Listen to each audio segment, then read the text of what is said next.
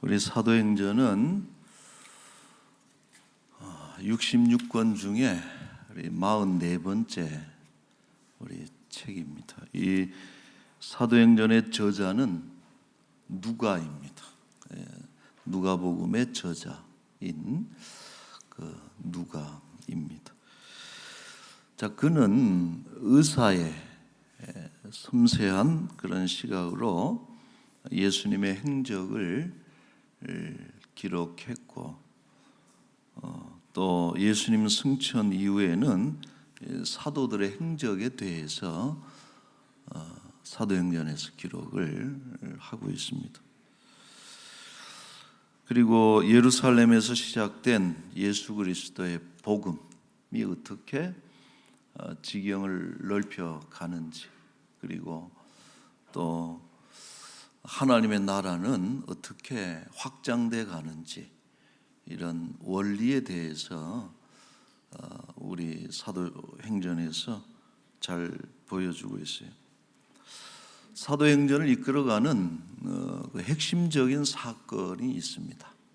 여러 가지 그 일들이 일어나고 그것을 기록하고 있지만, 특별히 이 사도행전의 주축이 되는, 사도행전의 스토리를 이끌어가는 그 사건을 한 세 가지만 꼽으라면은 이런 거예요. 첫째는 성령 강림입니다. 교회의 탄생에 있어서 매우 중요한 사건이죠. 예수님은 승천하시면서 성령의 강림을 예고하셨습니다. 1장 4절에 보시면은 사도들에게 분부하여 이르시되 예루살렘을 떠나지 말고 내게서 들은 바 아버지께서 약속하신 것을 기다리라. 5절 같이 읽겠습니다. 요한은 물로 세례를 베풀었으나 너희는 몇 날이 못되어 성령으로 세례를 받으리라 하셨느니라. 아멘. 예수님의 그 예고와 같이 오순절 날이 이를 때에 성령이 임하셨고, 그때부터 교회가 움직이기 시작했습니다. 그래서 교회는 성령으로 시작하는 공동체다. 또 성령으로 일하고 성령으로 확장되는 공동체가 교회입니다. 그래서 어떤 이들은 이 사도행전을 성령행전이다 이렇게 바꿔 부르기도 합니다. 자, 두 번째 사건은 스데반의 순교입니다. 초대교회 7 집사 중에 한 분인 스데반은 예루살렘에서 복음을 전하다가 유대인들에 의해서 돌에 맞아 죽게 되는데, 그의 순교를 기점으로 해서 교회에 대한 대규모 그리고 본격적인 박해가 이루어지게 되고, 그로 인해서 교회는 흩어지게 됩니다.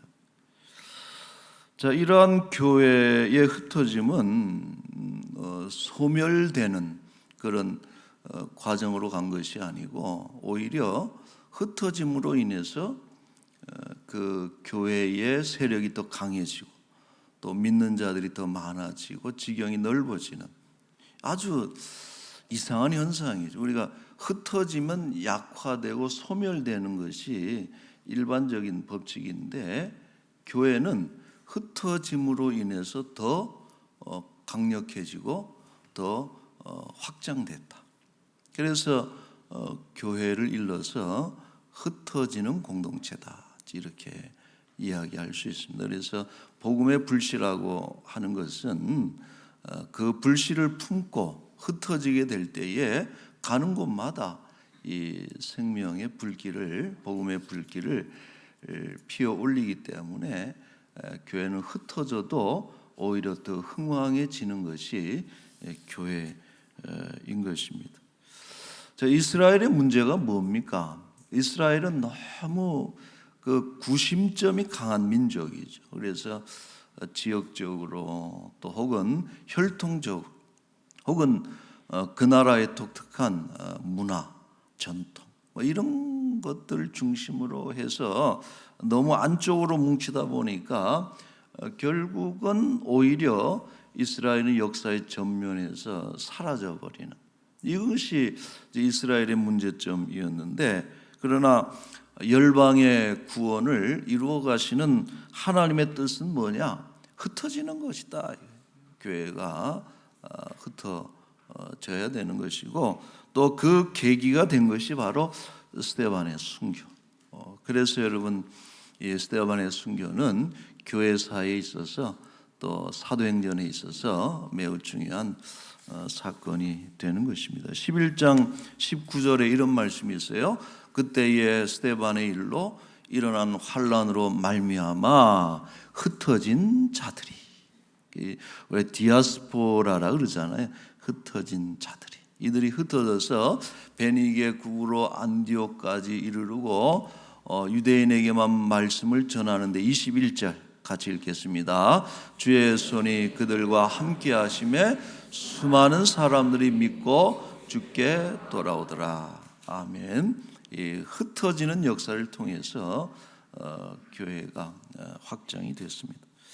자, 마지막으로 한 가지 사건을 더 꼽는다면 당연 이 바울의 회심을 우리가 빠뜨릴 수가 없습니다. 바울은 철저한 바리새인이었죠. 그리고 교회를 박해하고 예수님을 대적하던 유대교에 있어서 유대교의 그 신앙과 유대교의 체제와 그 유대교를 유지해가는 그 모든 것이 아주 핵심적인 그런 인물이었는데, 어느 날 다메섹 도상에서 예수 그리스도를 만나게 되죠.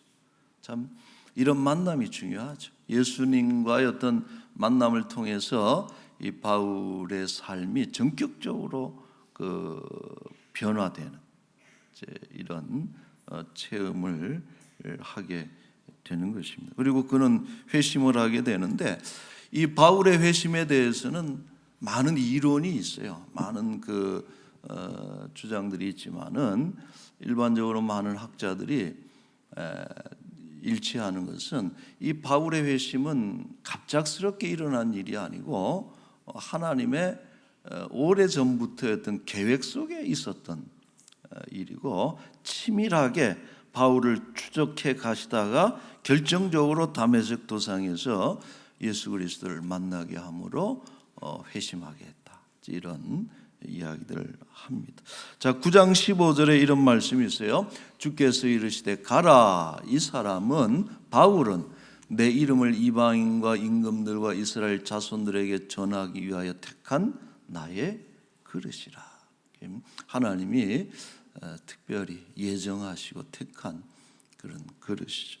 자, 13장 47절에도 이런 말씀이 있어요. 주께서 이같이 우리에게 명하시되 내가 너를 이방의 빛으로 삼겠다. 그래서 이제 이 바울을 어둠에 있는, 사망의 어둠과 저주 아래 있는 이방인들에게 빛으로 그들을 구원하는 일에 사용하시겠노라고 분명하게 말씀을 하고 있습니다. 자, 교회사에 위대한 인물들이 많아요. 뭐 성경에 나오는 인물도 있고, 또 혹은 성경에는 안 나오지만은 교회 수천 년 역사 속에 뭐 어거스틴이라든지 또 칼빈이라든지 이런 참 위대한 신학자들이나 위대한 인물들이 많이 있지만은 사실 바울의 비길 만한 사람을 우리가 찾기가 힘듭니다. 바울은 단연 독보적이죠. 우리가 교회 역사에 있어서 뭐 예수님을 제외하고서는 이 교회 역사에 있어서 가장 특별한, 비견될 수가 없는 누구와도 그런 인물이 바울입니다. 자, 그는 무엇보다도 탁월한 신학자입니다. 그래서 그의 글들 13편의 글들을 보면은 복음과 율법에 대한 분명한 관계, 이것은 여러분 지금도 현대 신학의 매우 중요한 이슈거든요. 주제, 복음과 율법에 대한 그런 논쟁들이 끊이질 않는데 이 복음이 율법의 완성이다라고 하는 이런 기독교의 어떤 신학의 기초를 세운 정립한 것이 바울 신학입니다. 바울은 탁월한 신학자고 로마서라든지 갈라디아서 같은 경우에 보면은 구원의 원리에 대해서 어떻게 구원을 우리가 얻는 것이냐, 구원은 뭐냐, 이런 것에 대해서 너무나 분명하게 가르쳐 주고 있습니다. 자, 그리고 바울이 더 위대한 것은 뭐냐 하면은 그는 또한 탁월한 전도자라는 것이죠.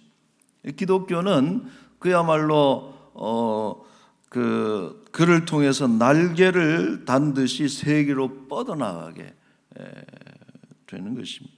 바울은 3차에 걸친 전도 여행으로 가는 곳마다 교회를 세우는데 아시아에서 앞마당이죠. 안디옥에 출발해서 아시아에서 복음을 전하다가 또 드로아의 환상을 통해서 유럽으로 건너가게 되고 결국은 로마에까지 진출하는 이런 전도자의 길을 걸어갔습니다.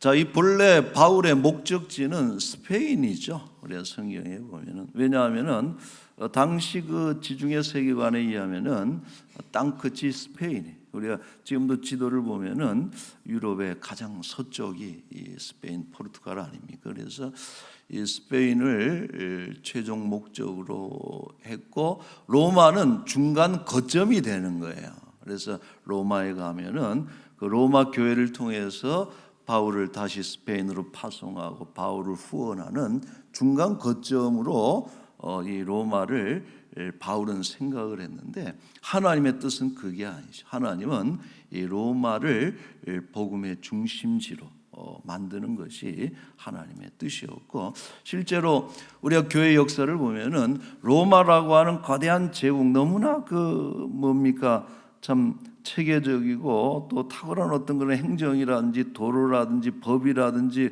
언어라든지 이런 것들을 이런 인프라를 통해서 이 복음 갈릴리의 나사렛 예수 또 그 팔레스타인 땅에 그 조그만 땅에서 출발한 그 복음이 세계 전역으로 전 세계적으로 흩어지는 데 있어서 이 로마는 결정적인 역할을 하게 되는 것입니다. 그래서 하나님께서는 바울을 로마에까지 보내신 것이죠.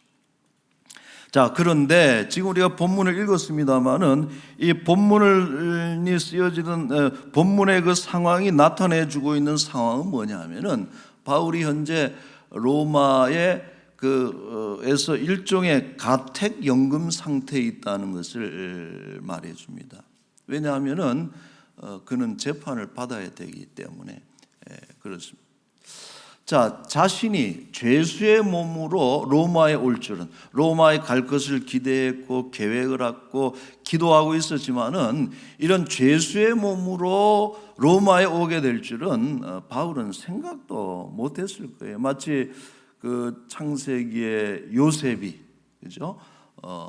그 죄수의 신분으로 바로를 만나게 되는 그런 것하고도 좀 비슷한 스토리일 수도 있습니다만은 바울은 자기가 이 죄인의 몸으로 이런 가택연금 상태에서 이 로마에 오게 될 줄은 생각도 못했을 것입니다. 자, 그러나 그는 비록 가택연금이 됐지만은 행동은 매우 자유로웠습니다. 그래서 바울을 찾아오는 사람들이 많았고 내빈객들이 많았고 그들을 향해서 바울은 복음을 전하는 로마에서 복음 전도가 2년 동안 이런 가택연금 상태에서 복음을 전하게 되는 것을 우리가 볼 수 있습니다.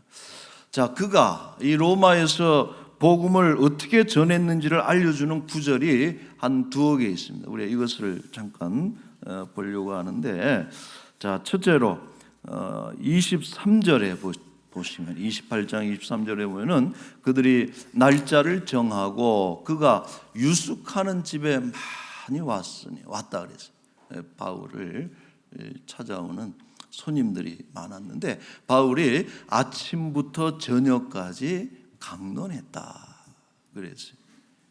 이른 아침부터 저녁까지 강론했는데 그 내용이 뭐냐? 강론의 내용이 하나님의 나라를 증언하고 모세 율법과 선지자의 말을 가지고 예수에 대해서 권하더라. 이것은 여러분 복음의 핵심이, 복음의 중심. 복음이 뭐예요? 하나님 나라죠. 하나님 나라에 대한 것이 그것이 복된 소식이고 또 이 하나님 나라의 왕으로 오시고 그 나라의 핵심적인 인물이 바로 예수님 아니에요. 그래서 하나님 나라와 예수 그리스도에 대해서 바울이 아침부터 저녁까지 강론했다 그렇게 말씀하고 있습니다.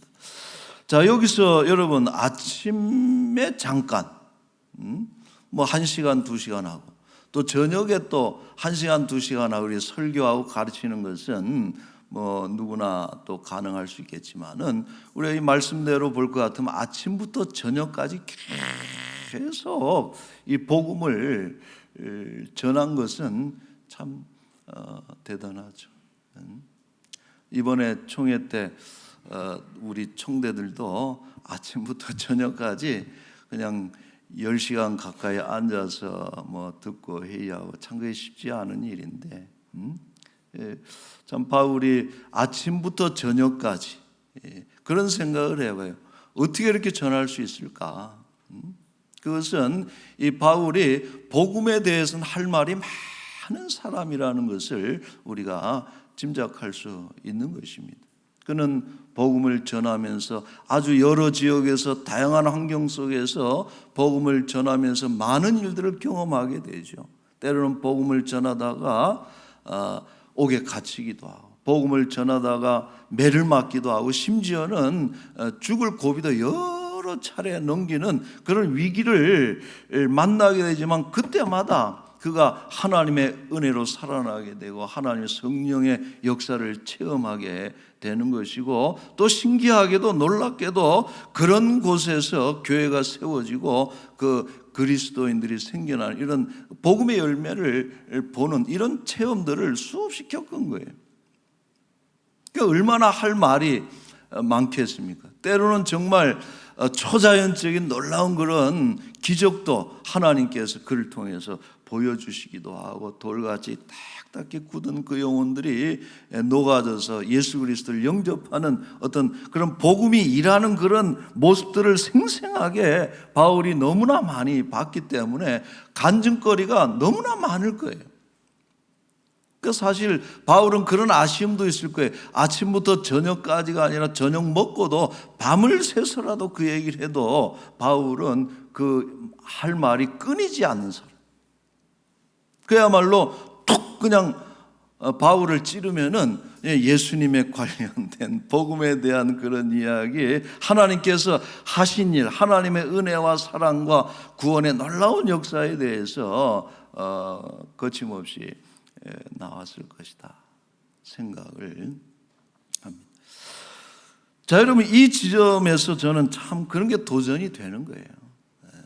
과연 우리는 종일 우리가 뭔가를 이야기할 수 있는 주제, 내가 누군가에게 어떤 하루 종일 쉴 새 없이 말할 수 있는 그런 어떤 주제가 있느냐, 콘텐츠가 있느냐 말이에요. 그리고 그런 열정을 가지고 있는 거예요. 뭐 정치 얘기를 하라 그러면은 할 얘기들 많겠죠. 뭐 요즘 얼마나 많은 사건들이 일어납니까? 혹은 뭐 부동산 얘기를 하라 그러면은 또 쉴 새 없이 얘기할 그런 분들도 계시겠지만은 우리가 정말 그리스도인으로서 누군가가 우리에게 대해서 구원이 뭡니까? 복음이 뭡니까? 예수님이 누구입니까? 믿음이 뭡니까? 우리가 4대 복음서를 통해서 다 살펴봤던 그런 내용들인데 천국이 뭡니까?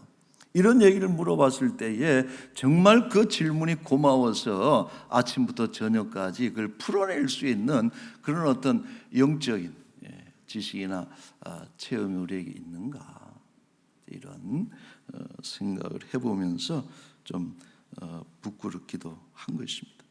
자, 그렇다면 바울은 어떻게 그럴 수 있었을까? 한 구절 말씀이 눈에 띄어요. 고린도전서 2장 2절에 보면은 바울이 이런 고백을 하거든요. 같이 읽겠습니다. 내가 너희 중에서 예수 그리스도와 그가 십자가에 못 박히신 것 외에는 아무것도 알지 아니하기로 작정하였습니다. 여러분, 바울은 이 복음 이전에 선지식이 많았던 사람이에요. 헬라의 철학에도 능통했고 또 유다의 어떤 그런 종교적인 지식에도 능통했던 그런 분이죠. 그러나 그가 예수님을 만나고 난 뒤에 그가 결심한 게 저런 거거든요. 내가 이제 후로는 그동안 내가 알고 있었던 것들을 다 뭐와 같이 여긴다 그랬어요? 배설물로 여긴다. 버려야 될 것들로 싹 지워버리고 이제는 예수 그리스도와 그가 십자가에 못 박히신 것 외에는 아무것도 내가 알지 않기를 원하고 자랑하지 않을 것이다. 여러분, 참 놀라운 것은 뭐냐면은 얼마나 주제가 좁혀졌어요. 예수 그리스도와 십자가에 대한 것으로 좁혀졌지만은 그러나 그의 어떤 영적인 세계가 결코 좁혀진 게 아니라. 여러분, 예수 그리스도께서 가지고 있는 그런 이야기들, 그리고 십자가를 통해서 우리에게 던져주시는, 전해주시는 그 놀라운 이야기들은 아무리 깊게 파고 높이 쌓고 옆으로 넓혀가도 소진되지 않는 그런 풍성한 이야기를 가지고 있는 것이 예수님의 이야기라는. 가끔 목사님들이 그런 얘기를, 설교자들이 성경 갖고는 안 되고 뭔가 좀 세상에 재밌는 이야기를 첨가해야 된다라는 이야기를 하는 분들이 있는데 아주 잘못된 거예요. 여러분, 충분한 거예요. 동의하십니까? 말씀으로 충분한 것이고 예수 그리스도에 대한 것들로만으로도 우리는 충분한 거예요.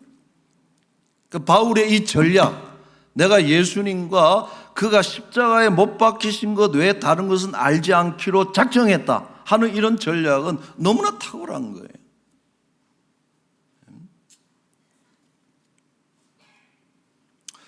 이번에 우리가 이제 그 말씀 사경을 했잖아요. 3일간 아침 저녁으로. 저는 너무 은혜를 받았어요. 여러분도 이제 그랬겠지만 아침에는 한 20분 하셨나 설교를, 저녁에는 한 40분 하시고 우리 목사님들 하신, 너무 은혜가 됐어요. 은혜가 된 이유가 있어요. 뭐냐면 이분들이 말씀만 가지고 얘기를 하더라고요. 저는 그게 은혜가 돼요. 자꾸 다른 거 가지고 다른 얘기하고 뭐 예화를 뭐 많이 들고 뭐 이런 걸 하면은 막 이렇게 별로 저는 기분이 안 좋아요. 근데 우리 교회를 거쳐가신 그 목사님들이 그렇게 설교하실 거 아니에요. 당신들 교회에서 말씀을 가지고 선포하고 예수 그리스도에 대해서, 십자가에 대해서, 부활하심에 대해서, 복음에 대해서, 천국에 대해서. 우리 마지막 날 그 박성규 총장님은 딱 한 구절 가지고 그냥 얼마나 그 말씀을 풀어헤치는데 은혜가 됐습니다. 지금 바울이 아침부터 저녁까지 혹은 뭐 원한다면은, 몸이 허락한다면은 밤을 새워서라도 할 수 있는 그 이야기를 그는 가지고 있는 거예요.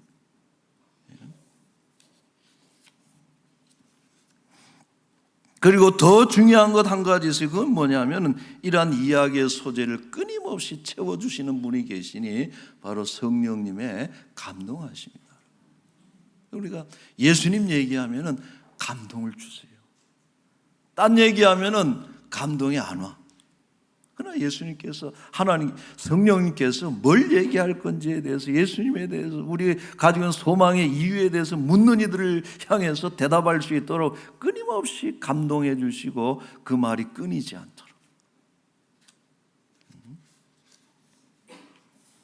바울이 그렇게 전도했어요.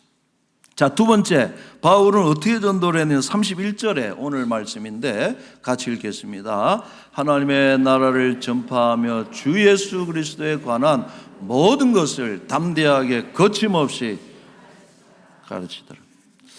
자, 여기도 하나님 나라를 전파하고 예수 그리스도를 가르쳤다 그랬거든요. 복음이에요. 복음의 핵심. 2년 동안 계속 이 얘기만 한 거예요, 바울. 그의 가택연금 상태에서. 자, 근데 중요한 것은 여기서 담대하게 거침없이라는 말인데, 담대하게는 사도행전에 아주 자주 등장하는 단어라 그랬어요. 2장 29절, 4장 13절, 29절, 31절, 9장 27, 28, 13장 46 뭐 쭉 해가지고 담대히 담대하게라는 말이 많이 등장을 해요. 뭐냐면은 이 복음의 역사, 교회를 확장하는 복음의 역사에서 가장 중요한 것이 이런 담대함이라는 거예요. 어떤 위협이나 권력 앞에서도 두려움 없이 복음을 전할 때 담대하게라는 그런 단어를 사용하는 것이죠. 자, 또한 거침없이라는 말은 뭐냐 하면은 어떠한 방해에도 굴하지 않았다라는 의미. 여러분, 사도들이 예수님에 대해서 설교하니까, 전도하니까 사내들인에서 역시 붙잡아 가잖아요. 뭐라 그래요? 너희가 예수에 대해서 전혀 가르치지 말아라. 예수를 전하지 말아라. 그는 저주받은 자고 죄수로 죽은 저주받은 인생인데 왜 자꾸 이렇게 선동하고 예수를 전하느냐 하고서 전하지 말라 그러잖아요. 권력을 가지고. 그러나 베드로와 제자들이 뭐라 그래요? 우리가 하나님 말을 듣는 것이 더 옳다. 우리가 전하지 않을 수 없다. 여러분, 이게 거침없다는 말이에요. 앞에 많은 그런 방해물들, 방해하는 그런 세력들이 있지만 거기에 굴하지 않는 그런 것이 거침없다는 말입니다. 여러분, 전도자들이 담대해야 되는 이유는 복음을 대적하는 것들이 질비하기 때문에 그래요. 바울의 생애가 그랬어요. 그러나 그는 굴하지 않았고 결국 옥에 갇히게 됐지만 역시 담대함을 잃지 않았고 어떤 방해물이 있어도 거침없이 복음을 전했습니다. 이 복음을 전하는 자의 태도를 말해주고 있는 것입니다. 21장 13절에 이런 말씀이 있어요. 같이 읽겠습니다. 나는 주 예수의 이름을 위하여 결박당할 뿐 아니라 예루살렘에서 죽을 것도 각오하였노라. 여러분, 죽을 각오를 하는 사람 앞에서는 거칠 것이 없는 거예요. 근데 바울이 무엇에 목숨을 걸었습니까? 앞에 나오잖아요.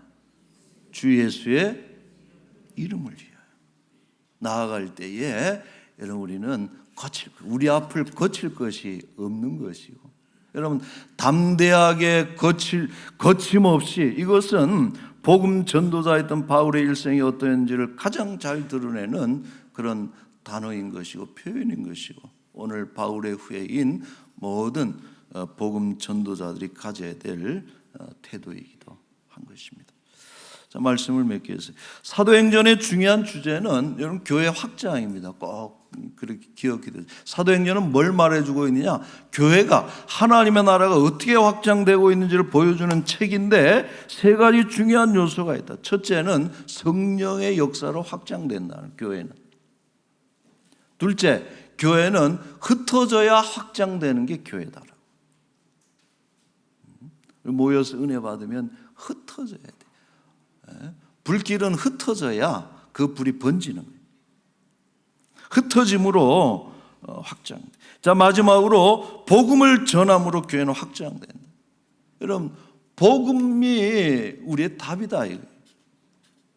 우리가 50주년 참 이렇게 아름다운 교회를 만들어 왔지만은 여러분, 핵심은 뭐예요? 전하지 않으면 모일 수가 없어요. 이렇게 교회가 확장될 수가 없는 거예요. 그리고 전도를 하면서 가장 중요한 것은 복음이 가장 유일한 무기가 되는 것입니다. 다른 것으로는 안 돼요. 복음을 전할 때에 교회는 확장되는 것입니다. 자, 사도행전 28장으로 끝나는데 어느 학자가 그래요. 이 사도행전의 마지막 종결 문장이 없다 그래요. 사도행전. 이게 31절이 뭔가 하나의 어떤 책을 마감하는 문구로는 어울리지 않더라는 것이죠. 그래서 말하기를 일러서 이 31절을 일러서 이것은 오픈 엔딩이다라는 말을 붙여요. 열려있는 엔딩이다. 열려있다. 사도행전의 역사는 여러분 28장으로 끝나는 것이 아니라 이 29장을 이어서 여러분들이 써야 된다 하는 그런 이야기를 하고 있는 것입니다. 사랑하는 성도 여러분, 오늘 말씀대로 담대하고 거침없이 주 예수의 이름을 위해서 담대해지고 거침없이 하나님 나라와 예수님에 대한 복음을 증거하고 그런 가르치는 복음의 증인들이 되시기를 바랍니다. 여러분, 람원교회가 살 길, 람원교회가 앞으로도 확장되고 부흥하고 성장하는 방법 하나밖에 없어요. 복음을 전해야 되는 길밖에 없는 것입니다. 우리 모두가 복음의 증인들이 되셔서 사도행전 29장을 다 함께 써나가는 우리 람원교회 복된 교회의 귀한 공동체가 될 수 있기를 축원합니다. 아멘. 기도하겠습니다. 자, 여러분, 우리 한번 기도합시다. 오늘 말씀을 기억하면서 성령으로 무장하는 그런 교회 공동체, 성령 하나님으로 성령님의 권능이 우리의 능력이 되는 그런 공동체, 또 흩어질 때 복음을 들고 흩어지는 그런 교회, 그리고 예수 그리스도 하나님의 나라에 대해서 묻는 이들에게 혹은 묻지는 않지만은 전해야 될 상황에서 담대하고 거침없이 복음을 전하는 우리 성도들 교회가 될 수 있도록 우리 앞으로 람원교회가 달려갈 그런 앞으로의 모든 세월 가운데 이 바울 사도의 뒤를 이어서 복음을 변함없이 전하는 교회가 될 수 있도록 여러분 잠시 한번 기도하겠습니다. 거룩하신 우리 하나님 아버지, 은혜를 감사합니다. 주여 아버지 우리에게 하나님 복음의 울타리 안에 들어오게 하셔서 우리를 예수 그리스도를 우리의 구주로 고백하며 그로 인해서 구원 영생을 얻게 하심을 진심으로 감사드리옵나이다. 아버지 하나님, 이제는 예수 그리스도를 아는 일에 진력하게 하시고 그의 십자가와 그의 부활하심과 그의 다시 오심과 예수 그리스도의 다스리심과 통치하심 그 천국에 대해서 우리가 더욱 깊이 알고 또 그로 인해서 우리의 세계가 넓어지고 더욱더 충만해지는 우리 믿음의 삶이 되게 하여 주시옵소서. 아버지 하나님, 우리 교회가 복음을 전하는 이들로 인해서 이만큼 확장된 줄로 압니다. 앞으로도 더욱더 이 지경을 넓혀가며 지역 복음화에 힘쓰고 세계 선교에 힘쓰고 아버지 하나님 복음의 기치를 높이 들고 귀하게 쓰임받는 아버지 귀한 교회, 복된 교회, 하나님께서 정말 좋아하시는 그런 아름다운 교회로 쓰임받게 하여 주시옵소서. 아버지 하나님, 각 기관마다 또 조직들마다 제일 우선을 복음을 전하는 일에 힘을 쏟게 하여 주시옵고, 이제 하나님 2023년 후반기에도 또 2024년도에도 복음으로 힘껏 질려가는 우리 귀한 교회가 되게 하여 주시옵소서. 감사합니다. 거룩하시고 우리 자비하신 우리 하나님 아버지, 우리가 복음의 사람 된 것 너무나도 감사드립니다. 듣게 하시옵고 깨닫게 하시옵고 복음을 인정하고 예수 그리스도에게 우리의 모든 것을 위탁하는 믿음의 사람 되게 하신 것 너무나도 감사드리옵나이다. 아버지 하나님, 바라옵기는 우리가 앞으로 사도 바울의 뒤를 이어서 그 다음 성령의 역사, 또 교회 확장의 그 역사를, 사도행전의 역사를 써내려가는 그런 복된 교회가 되게 하여 주옵소서. 성령으로 무장하는 교회가 되기를 원하고, 모여서는 은혜롭게 교제하고 예배하고 또 기도하는 가운데 힘을 얻게 하시고, 흩어져서는 주의 이름을 위해서 담대하고 거침없이 복음을 전하는 전도자들로 살아가게 하여 주옵소서. 지나온 50년 동안 람원교회를 정말 사랑해 주신 하나님, 앞으로 달려갈 길도 이런 귀한 사도행전의 전통, 초대교회의 전통을 잊지 않고 복음을 전하는 가운데 주의 나라를 확장해가는 일에 이 교회가 아름답게 쓰임받게 하여 주옵소서. 아버지 하나님, 우리 이 나라와 이 민족을 주께서 불쌍히 여기시고 안전하게 지켜 주시옵소서. 지난 한 주간도 너무나 많은 사건 사고들로 인해서 우리는 두렵습니다. 또 전 세계적으로 홍수며 지진이며 또 이러한 자연재앙, 기후재앙, 예고된 재앙들로 인해서 우리는 너무나도 두렵습니다.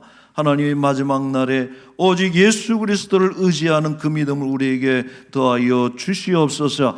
여전히 하나님을 알지 못하고 그 나라를 알지 못하는 우리 모든 이방인들에게 복음을 전하는 일에 더욱더 진력하게 하시고 복음이 편만되이 온 세상에 이를 때 하루속히 그의 나라가 임할 수 있도록 주의 은혜를 베풀어 주옵소서. 아버지 하나님, 우리 가난하고 또 병든 우리 사랑하는 지체들을 긍휼히 여겨 주옵소서.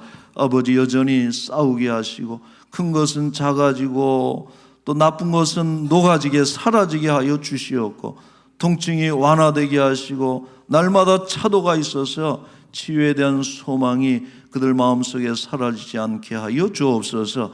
마침내 투병하는 가운데 병든 자에서 일어나서 주여 사슴과 같이 뛰놀며 주의 나라 위에서 살아갈 수 있도록 하나님 한 번 더 다시 한번 기회를 허락하여 주옵소서. 감사합니다. 우리 9월 한 달 동안 람원교회가 참 귀한 일정들을 가졌습니다. 하나님 열매 맺게 하시고 10월 달에도 우리 귀한 행사들이 많이 있습니다. 7일, 14일, 또 10월 21일 우리 거듭되는 행사들 속에 참 열매가 있게 하시고 실속이 있게 하시고 이 일을 통해서 교회가 새 힘을 얻게 하여 주옵소서. 마음으로 하나 되기를 원하고 이 2024년도를 바라볼 때에 어떤 일을 하나님이 행하실지 너무나도 가슴에 기대가 있습니다. 하나님, 교회가 내일이 더욱더 소망이 있고 기대가 되는 그런 힘 있는 교회 되도록 주여 인도하여 주옵소서. 아버지, 귀한 것 주께 드렸으니 하나님 기뻐 흠양하시기를 원합니다. 우리 오늘 또 등록하신 귀한 분이 계십니다. 우리 최상우 성도님, 우리 람원교회에서 믿음의 뿌리 잘 내리고 정착해서 예수 그리스도와 더불어 남은 생에도 우리 행복하게 동행할 수 있도록 은총을 베풀어 주옵소서. 감사하며 예수님의 이름으로 기도하옵나이다.